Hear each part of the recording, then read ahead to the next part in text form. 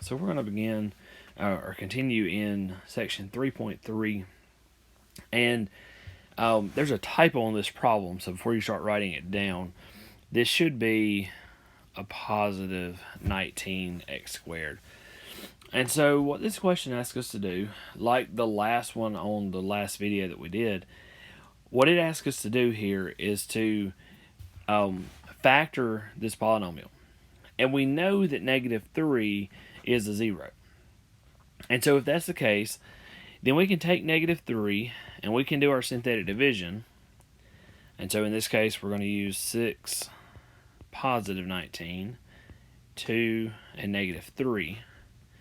And when we run through our synthetic division, we should get a remainder of 0, because if negative 3 is a 0, it means when you take negative 3 and put it into the function, you get 0 as your solution.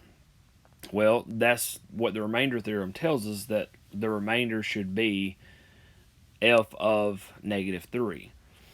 And so we're going to run through our synthetic division, and we're going to bring down our 6, and then 6 times negative 3 is negative 18. 19 minus 18 is 1. 1 times negative 3 is negative 3. 2 minus 3 is negative 1. Negative 1 times negative 3 is positive 3.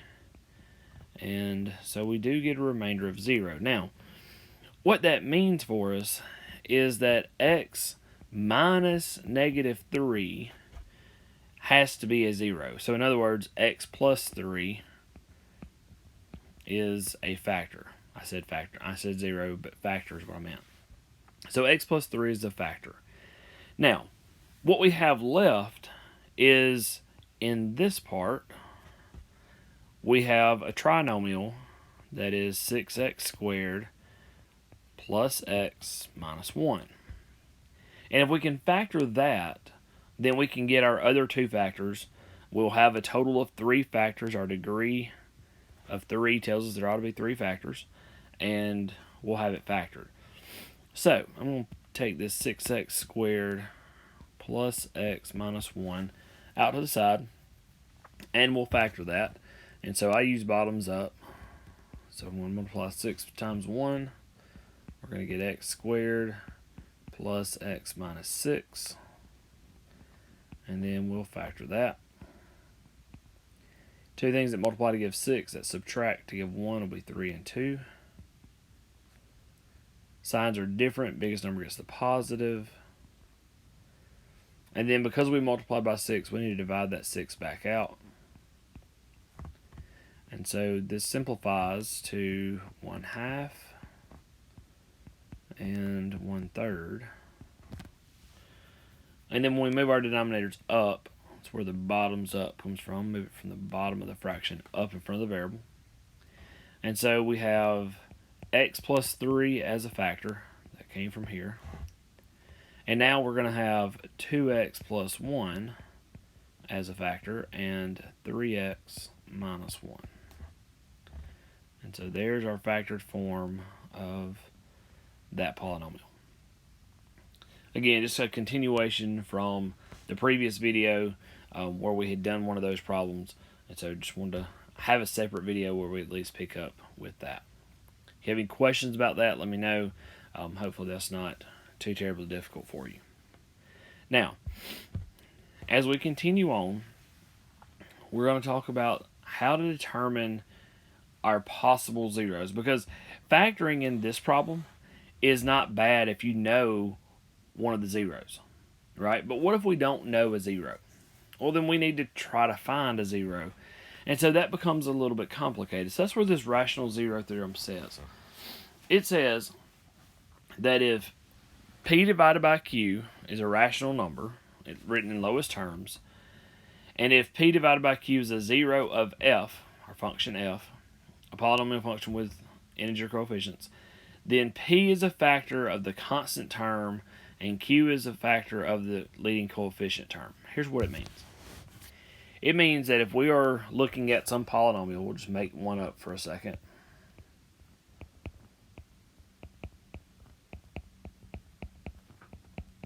Let's say there is our polynomial. What this is saying is that p are the factors of the constant term, and q are the factors of the leading coefficient. And so if we look at every possibility of factors of p divided by factors of q, then we have all of our possible zeros. Now you have to consider those factors are positives and negatives, right? So for example, the factors of 2 are 2 and 1, but also -1 and -2, because -1 times -2 multiplies to give 2. And so we have to consider the positive and the negative with each of these. And so when we do, if we can figure out all those factors, we'll have all of our possibilities for possible zeros. And then it's a matter of figuring out, okay, which of these is actually going to be our solution. Okay, so with that in mind, let's look at this first example. So the first part of this says list all the possible rational zeros.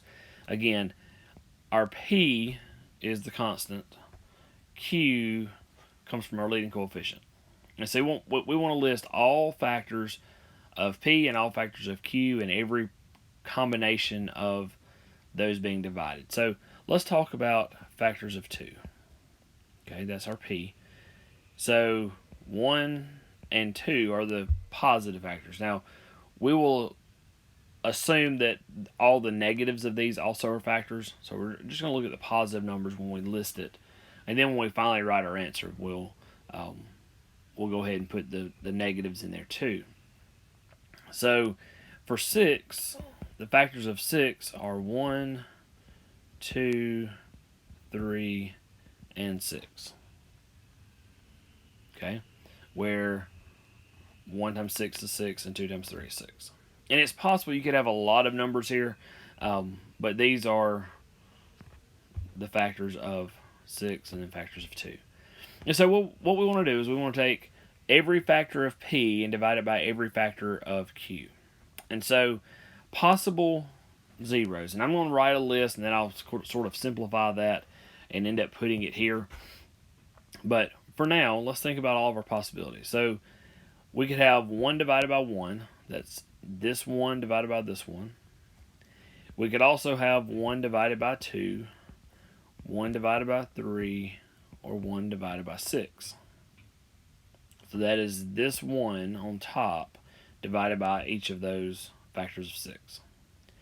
Then we could also have the 2 divided by each of those. So 2 divided by 1, 2 divided by 2, 2 divided by 3, and 2 divided by 6.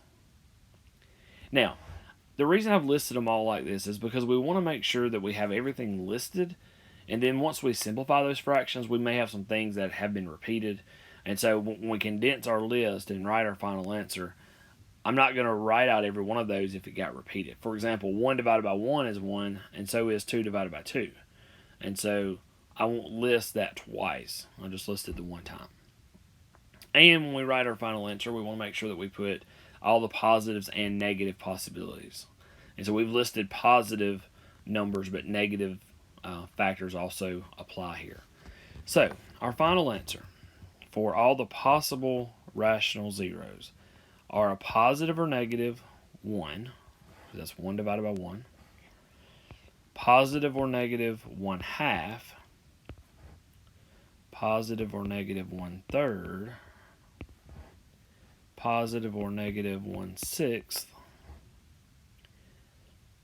Positive or negative 2. But you'll notice 2 divided by 2 is 1, so we've already got it. We don't have to list it again. And then we have a positive or negative 2/3. And then 2/6, if you simplify it, it's 1/3, which we already have, right? So we don't have to list it again. And so there are all the possible zeros. Now, as we're trying to figure out which one of these actually are zeros, we're going to use the whole numbers first, typically, and then we're going to try to go from there, see if any of those integers work. And if they don't, then we'll try to move into fractions. But usually we'll have integers that will work. Now, notice part B says to find all rational zeros and factor f of x into linear factors. So, very similar to what we did in our last problem. Back up so you can see it. In this one, where we took the -3 as our 0, we did our synthetic division, we got 0 as the remainder. We're going to do the same thing, but we may have to do it twice, because here we had to have a degree of 3. We had to have 3 solutions. Well, now in this one we have a degree of 4, and so we're going to have 4 solutions, or 4 factors. So let's start with 1. Let's try it. We know 1 is a possibility, and we can do our synthetic division. And so when we do, we're going to take 6, 7, -12, -3, and 2. We're going to just quickly run through that synthetic division. So again, we'll bring down our 6. 6 times 1 is 6. 7 plus 6 is 13. 13 times 1 is 13. -12 plus 13 is 1. 1 times 1 is 1. -3 plus 1 is -2. -2 times 1 is -2, which just gives us a 0. All right, so that tells us then that x minus 1, x minus our possible 0, is a factor. Now, that's good. That's one of our factors. And you'll notice that what we have left here on the bottom row is we would have 6x cubed plus 13x squared plus x minus 2. Well, now this polynomial here on the bottom looks very similar to this one, right? This one had 4 terms, very, very similar. Well, if we take this polynomial at the bottom, this one, and we do synthetic division with it, then we're going to be able to hopefully get this down to a trinomial that's a quadratic, and we can factor that. We know how to factor quadratics. So, we need to try another number. Okay, so I'm going to try -1. Maybe that is another 0. And so if you put -1 in, again, using this group of numbers. Okay, we don't want to go back and use the 5, because we want to be able to get this down to eventually be a trinomial that is a quadratic that we can factor. So we're going to take the 6, 13, 1, and -2. We're going to do our synthetic division with that. So we'll bring down 6. 6 times -1 is -6. 13 minus 6 is going to be 7. 7 times -1 is -7. Now, you get to this point, you may quickly be able to see this one's not going to work. Because if you continue, 1 minus 7 is -6, and -6 times 1 is +6, and that's not going to give us 0, right? In fact, it's going to give us 4 here. So that number, that -1, is not a solution. So we got to try something else. So maybe we try +2. That's it. That's the next whole number. And so if we try 2 with this same group of numbers, 6, 13, 1, and -2. Again, run through that synthetic division quickly. So 6 times 2 is 12. 13 plus 12 is 25. And again, you can see, okay, this isn't going to work, right? Because 25 times 2 is going to be 50. And 1 plus 50 is 51. And then that times 2. There's no way you're getting back to +2 right here, right? And so very quickly we can say, well, I know that one doesn't work either. So let's try -2, because that would be our last integer before we get into fractions. So if we try -2, again, using that same group of numbers, 6, 13, 1, and -2. Again, bring down our 6. 6 times -2 is -12. 13 minus 12 is 1. 1 times -2 is -2. This one's looking a lot closer, right? So 1 minus 2 is negative 1. Negative 1 times negative 2 is positive 2. That does give us 0.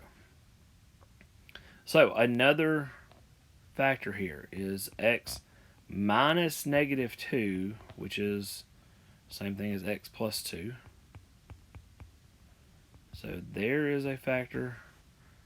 There's a factor. And now we have this trinomial, this 6x squared plus x minus 1 came from here. And we should be able to factor that one. In fact, I think we already did. I believe that's the same polynomial we had back here. Make sure. 6x squared plus x minus 1. It is. And so when we factored this one, it got us down to these two factors. And so I'm just going to bring those over. You could factor it again. Because I've already done it in this video, I'm not going to do that factoring again. It would be the same exact process. So it factors into 2x plus 1 and 3x minus 1. And so when we put all this together, let me change colors here so you can see this. We've got the 2x plus 1, 3x minus 1, this x plus 2, and x minus 1. And all of that together is our factored form.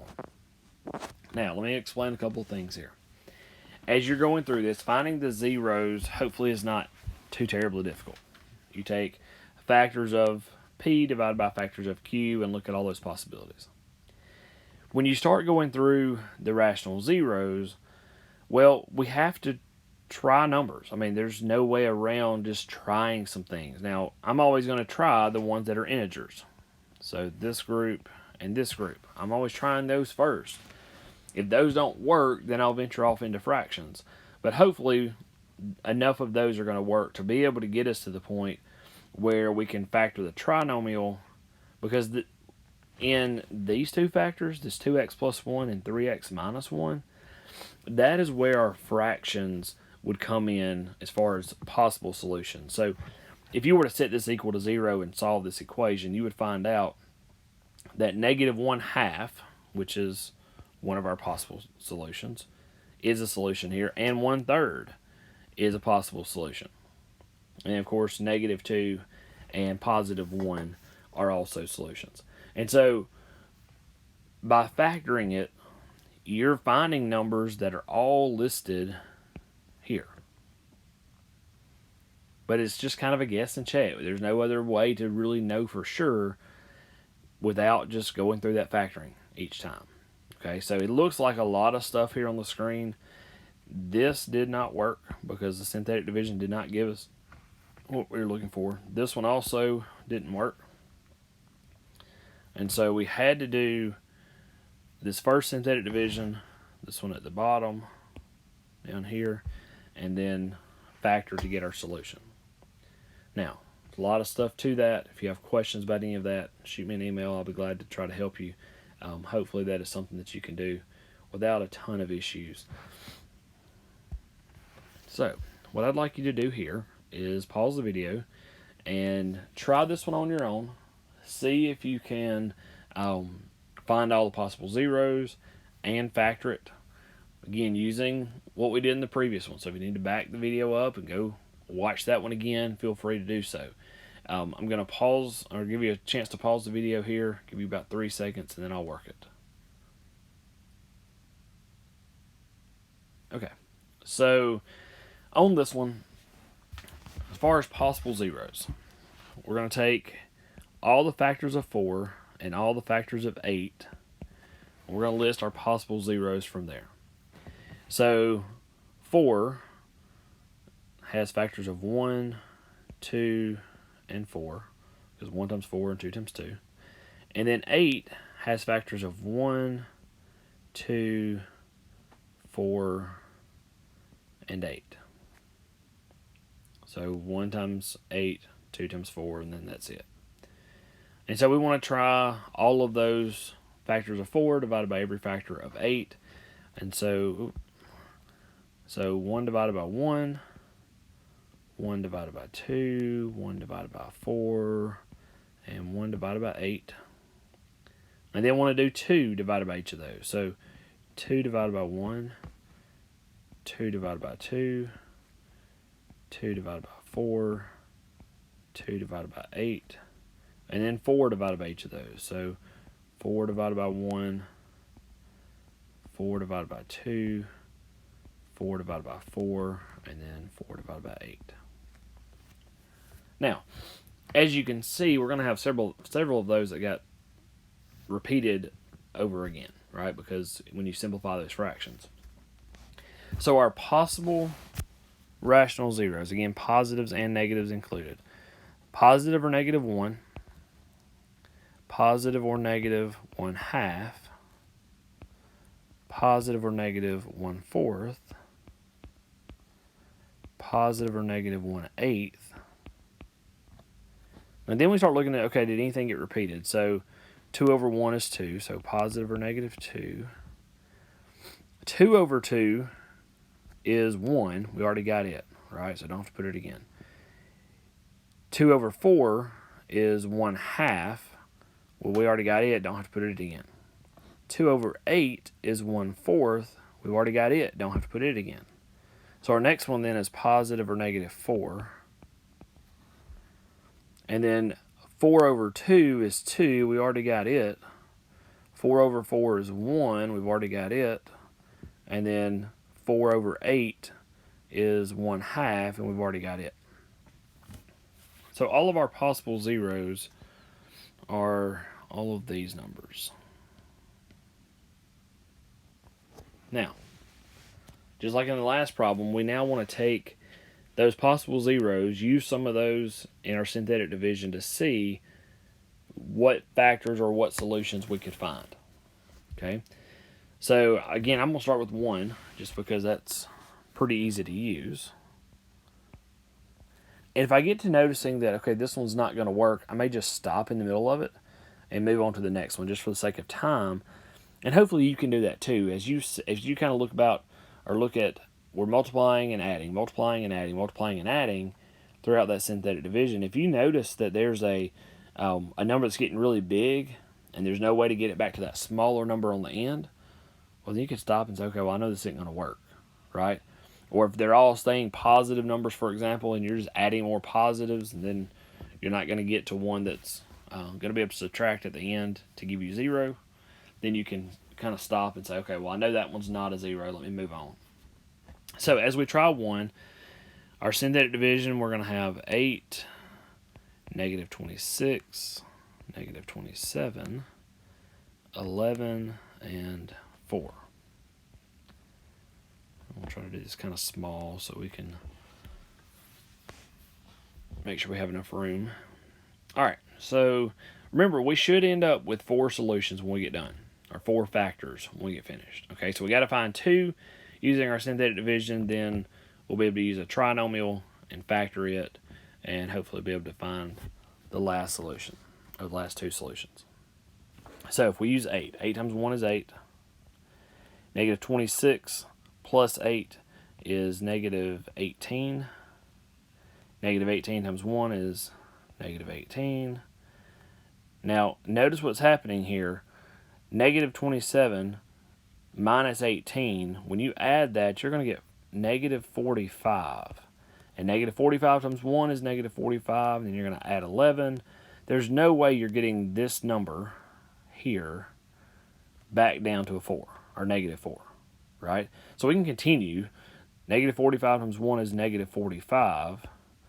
11 minus 45 is negative 34. Negative 34 times 1 is negative 34. Well, I need it to be negative 4 to be able to get this to 0. Obviously, that doesn't work. In this case, we get negative 30 as that remainder. This one is not a 0.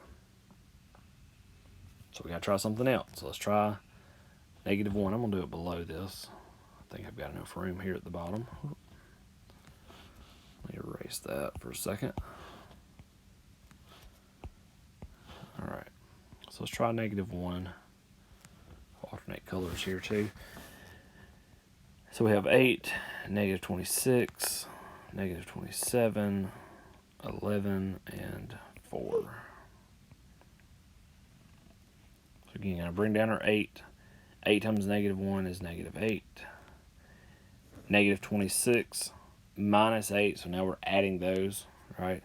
So it's negative 34. Negative 34 times negative 1 is now positive 34. Now notice here, now our number's going to get smaller, right? Because it's 34 minus 27, which is 7. Okay, that's closer. So 7 times negative 1 is negative 7. 11 minus 7 is 4. 4 times negative 1 is negative 4. So that one does work to get us our remainder of 0. Now, this 8, negative 34, 7, and 4, we're going to use in our next synthetic division. And I'm going to cheat a little bit because I think 4 or negative 4, one of those is another solution. So I'm going to start with that instead of using 2. Typically, I would use 2, but I don't think 2 or negative 2, either one of those are going to work. So I'm going to start with negative 4 just because I think that's the solution. And again, going to use these numbers at the very bottom of the screen. 8, negative 34, 7, and 4. And again, we want to run through that synthetic division and hopefully get 0 as the remainder. So 8 times negative 4 is negative 32. Maybe it's positive 4. Then negative 66. Negative 66 times 4. Again, you can see this ain't going to work, right? Because even though this is a positive number, 44 or 4 times 66 is going to be really big. And when you add 7 to that, and then you multiply it by negative 4, there's no way this number gets to be negative 4 again. Okay, so automatically we can say, well, that one didn't work. We don't even have to finish it. You could, but there's no way that's going to work. So again, let me change colors here. Let's try positive 4. Maybe the number is positive 4 that I'm thinking about. I think that will actually make some sense here. So we have negative 34, 7, and 4. Again, run through our synthetic division. So 8 times 4 is 32. Negative 34 minus 32 is negative 2. Negative 2 times 4 is negative 8.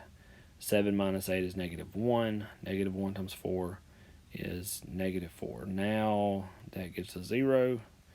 And so now we have another 0.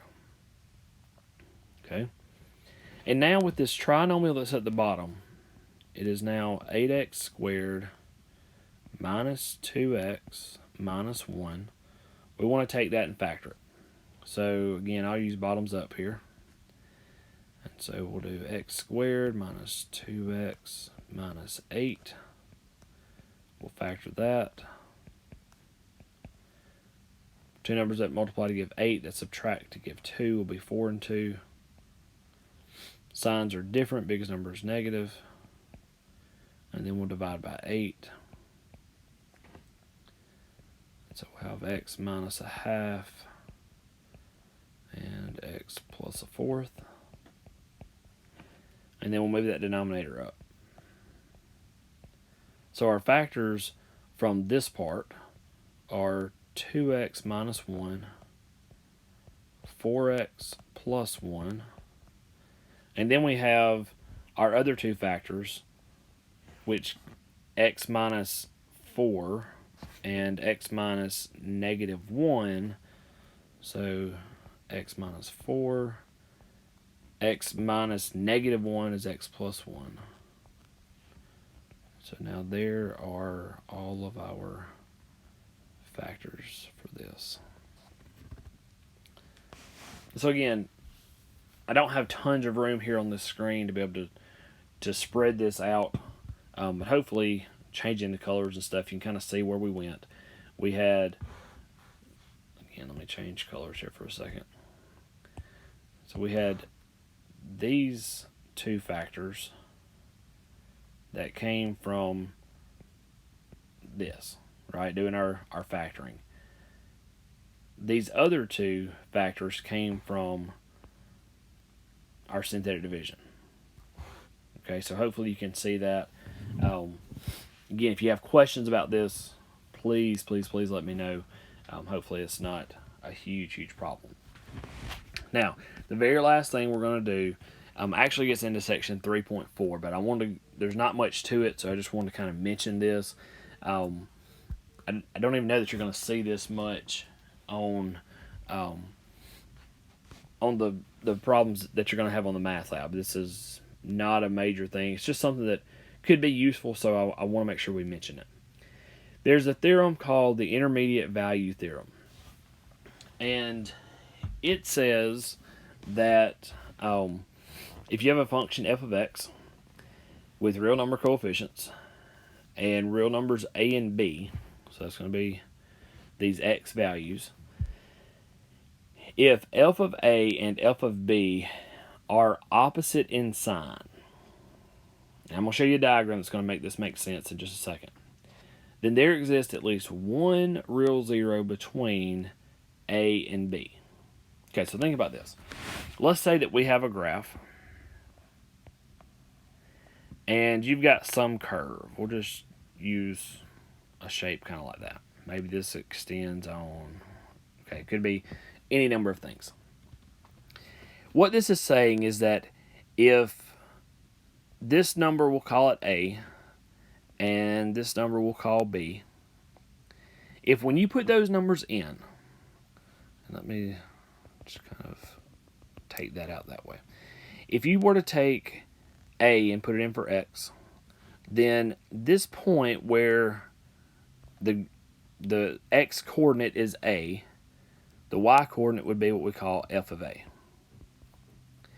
And if at this point where X is B, then the Y coordinate here is what we would call f of B. Now, what this theorem says is that when you put A and B in, if f of A has one sign, so in this case it would be positive, and f of B has a different sign, in this case it would be negative. If that is the case, then there has to be a zero between those, because the graph is going to cross the x-axis somewhere between A and B. So let's, for example, say that on some of these that we've tried, that we have factored already, if we were to have to find, let's say, 5 or 6 different zeros, well, if we knew that if we put, let's just say, f of 1, if it gave us, just make something up, let's say 3, and then we found out that if we put f of 4 in, or put 4 in place of x, it gave us negative 2, well, we know there has to be a real zero between 1 and 4. And we don't know exactly where between 1 and 4, but we know it has to be between 1 and 4. And so when we look at all of our possible zeros, if we have possible zeros that are between 1 and 4, that narrows down what numbers we might want to try. Okay, and so that's what this theorem says. It's just a way to kind of help you simplify that possible list of rational zeros down to just a couple of things. And so here's the diagram. Here's what it looks like. Again, be careful before you interpret this, because it does not mean that if f of A and f of B are not opposite in signs, that there's not a zero between them. Very easily could be. But what this says is that if they do switch signs, there's for sure one between it. So again, here you can see A and f of A, that order pair. And then here you can see B and f of B. And you can see how f of B is negative, f of A is positive. And so between those, somewhere at this point in this case, you have point C, which is a 0. Okay, again, you're not going to see that much, just something that I want to kind of mention to you. There's some other stuff in section 3.4 that we're not going to do. This is the main thing I wanted to at least share with you, so hopefully you can kind of narrow down some of your possible zeros that you're going to have. If you have any questions about this, let me know. We'll continue into chapter 4.